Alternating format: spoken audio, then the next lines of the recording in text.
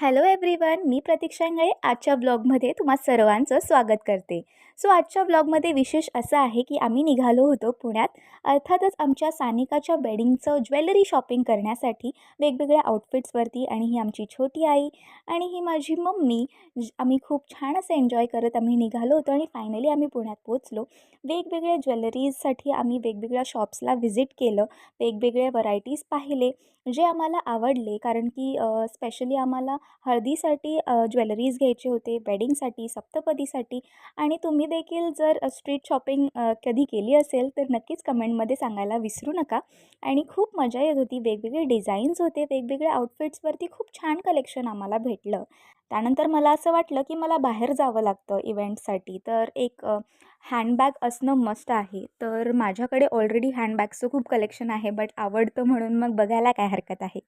ते घेतल्यानंतर आम्ही निघालो होतो पत्रिका घेण्यासाठी. कारण पत्रिका मी प्रिंट करायला पुण्यातच दिलं होतं. त्यानंतर आम्ही शॉपमध्ये पोचल्यावरती पाहिलं की काय आहे का व्यवस्थित, पत्रिकामध्ये काही चूक तर नाही आहे का, व्यवस्थित प्रिंटिंग झालं होतं. आणि खूप छान अशी डिझाईन देखील आहे. ती नक्कीच आम्ही रिव्हील करणार आहे आणि त्याचाही व्हिडिओ नक्कीच तुम्हाला बघायला मिळणार आहे. ते फायनलाईज झाल्यानंतर आम्ही निघालो श्रीमंत दगडूशेठ पुणे येथे गणपती बाप्पाचं दर्शन घ्यायला. कारण की बाप्पांचा आशीर्वाद मॅन्डेटरी आहे आणि त्यांच्या आशीर्वादाशिवाय तर काहीच नाही. आणि त्या दिवशी होती रंगपंचमी. आम्ही बाहेर बाप्पांचं दर्शन देखील घेतलं आणि त्यानंतर आम्ही आतमध्ये बाप्पांच्या दर्शनासाठी निघालो. आणि अर्थातच रंगपंचमी होती आणि सर्वांना कलर नाही लावलं तर रंगपंचमीला अर्थ राहणार का? तर आम्ही सगळ्यांना कलर लावला आणि खूप मजा येत होती. आणि त्यानंतर आम्ही आतमध्ये निघालो दर्शनाला. दर्शन देखील खूप छान झालं. जास्त गर्दीही नव्हती, त्यामुळे आम्हाला खूप व्यवस्थित दर्शन करता आलं. आणि त्यानंतर बाहेर आल्यावर आम्ही छान असा फोटो देखील घेतला, जो मी टाकला आहे.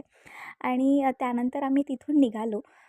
सकाळपासून आलो होतो, त्यामुळे भूक देखील लागली होती. म्हणून आम्ही छोटं असं स्नॅक्स सेंटर पाहिलं, जिथे आम्ही जाऊन थोडंफार असं स्नॅक्स घेतलं, की सकाळपासून काहीच खाल्लं नव्हतं म्हणून. आणि त्यानंतर आम्ही फायनली निघालो होतो पुन्हा घरी जाण्यासाठी. घरी आल्यावरती आमच्या नवरीबाईचे नखरे तर बघा. आणि रिझन फक्त हाच आहे की ही चालली आहे.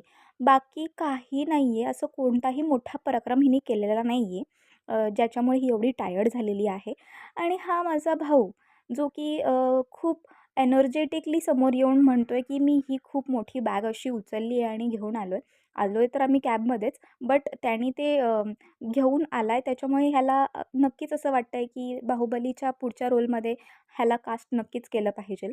आणि इथे आमची अनबॉक्सिंग चालू होती, कारण की आम्हाला पत्रिकेचं शूट करायचं होतं. खूप छान असं शूट केल्यानंतर मी नक्कीच रील देखील टाकणार आहे ह्याचं. आणि खूप मजा आली. आणि इथून पुढेही माझे खूप छान असे वेडिंग ब्लॉग्स देखील येणार आहे. तर stay tune for our next blog.